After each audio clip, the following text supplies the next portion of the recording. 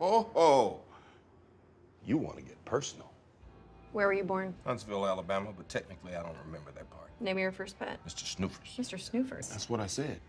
Did I pass? Not yet. First job? Soldier, straight out of high school. Left the ranks of full bird colonel. Then? Spy.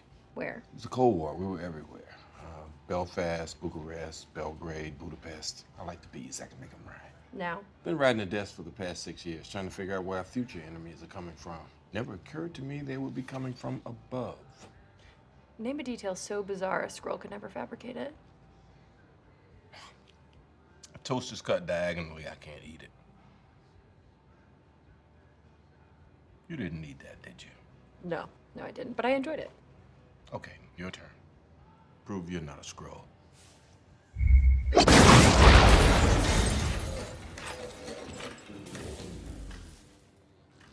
When someone comes to you and wants you to get involved in the Marvel Cinematic Universe, what were your initial feelings? Was it scary or was it just exciting? It was exciting, of course. We're fans of these movies, like almost everyone else. And when we heard that Brie Larson was cast in this role, we jumped into the ring and started pitching our ideas to Marvel. And fortunately, they were of the same mind, and they were excited about those ideas. And we got the call that said, "You've got the job," and we were really excited. And then we looked at each other, and that excitement kind of turned to terror for momentarily, because we were like, okay, wait a second, how are we going to make this movie? Thankfully, we had a lot of help along the way. I mean, the size and scale of it must be quite something to get your head around initially. Yeah, for sure. It's a different kind of creative muscle that you're exercising on movies like these, because often you're starting really from a blank piece of paper, and it's building anything that your imagination can create. So the sky is the limit in that way. You're not just responding to things in the real world. Were you nervous about getting involved in something of this size and scale and moving parts? No, I was just curious to see how they did it, because, you know, it's like they haven't really stopped in all that time, and they've just been refining and perfecting this process, and there's a link, they're linked, and so when you get involved, you're aware also of these multiple sort of groups, people checking facts, people, stunt teams who are working on this one but have been working on that, and so it really felt like this well-oiled machine. Alongside that, you're aware that you're in your own unique story, and that's very much where the directors get involved, and they have their own signature, that whether it's a humour or a way of telling stories, which I think Anna and Ryan did beautifully. There's a real humanity to this, which a lot of their earlier films had. And then I think the both of us felt really excited to be not just in a Marvel film, but also in a film that had a female protagonist and key relationships that were about women, dealt with in a very subtle and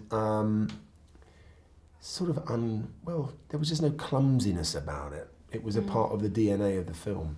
Mm-hmm. And obviously it's part of a bigger thing, but it's, you know, it's very much its own story. What attracted you to this story? Well, I never expected that I would be in a superhero movie, but I was thrilled to be asked to be part of this, as Jude says, because it's the first one to have a female lead, female protagonist, and I was just excited that it's got its own personality. I love the fact that it's set in the 90s. I love the fact that it comes before all the other MCU films in the timeline. And yeah, getting to see a whole spectrum of female dynamics in this film is exciting to me. It's unusual to have that in a superhero film, I think, you know, and the central love story of the film is a female friendship, I think. Were you surprised about kind of how much freedom you got? Because from every other director I've ever spoken to in this regard, they always say, yeah, you know, I've got to make my film. There's not lots of hands on you. It's a little bit shocking. You go into this and you keep waiting for somebody to come up behind you on set and say, "Oh no, That's too weird. yeah, Don't do that." Don't do that." But but they're not there, and we sometimes look at each other like, "Are we doing this?" And a lot of that stuff's in the movie. That's not to say that we didn't have collaborators on this. There were a lot of wonderful collaborators at Marvel and on the. But they were mostly saying, like, "Can you want to make this weirder? Go for it," rather than the other way around. So they were really there to help push the creativity rather than rein it in, which is such a nice feeling on a movie like this.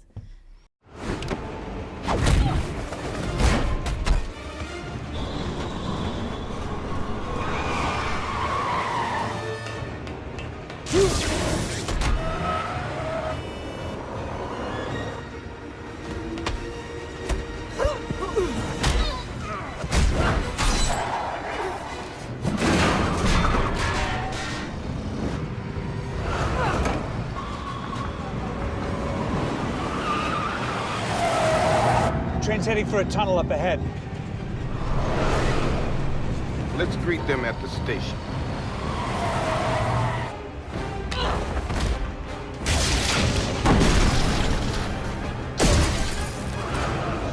Very physical though, isn't it? Like, you get the sense that a lot of those fight scenes really hurt.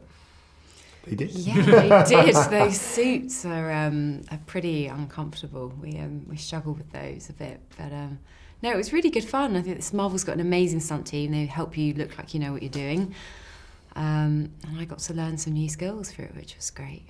There's so many visual effects in a movie like this that it was a steep learning curve for us, but we were surrounded by the best in the business at what they do, and my stomach is going wild right now. I hear it. Yeah, I'm gonna need that banana for the next thing. But we're used to collaborating with just the two of us and a very small team on our other movies, and there were so many more people on a film like this. But it was great because, like I said before, they were so good at what they do that they, I think, helped elevate the movie. So much more than if it was just the two of us. They have a lot of fun with the 90s nostalgia bit. They That do. must have been good to be a part of. Yeah, although because it takes place in another sort of chapter of the story that we weren't in so much, it's really fun to see it like in the end result, because it was woven into the script, but a lot of it's visual and obviously also soundtrack. So when I got to watch it, it's a really strong element of the film, of the storytelling. Yeah, it was really fun to dig back into our memories and try to pull out some of those fun things from the 90s. And it doesn't feel that long ago to the old people like us, but then you actually look back at the images and things were a little bit different back then. You got payphones, you got video stores, cyber cafes. Obviously, Marvel are fond of a sequel or two. Can you see a path to another Captain Marvel? Well, you'd think so, just because I felt at the end of this film, you just want more of her and what she gets up to. And because it's such an arc of discovery, you know, her sense of, I don't want to give too much away, but the powers and the sense of power within that she discovers by the end is kind of awesome. You want to see her using that. I mean, obviously we know there's a role that she plays in Endgame, which is coming up later in the year, but it would be interesting, yeah, to go to see what she was up to in the meantime. This war is just the beginning. I'm not gonna fight your war. I'm gonna end it.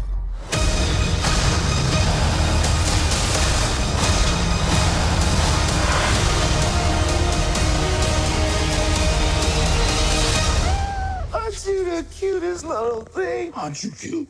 And what's your name, huh? Fury. What's you? I'll be back.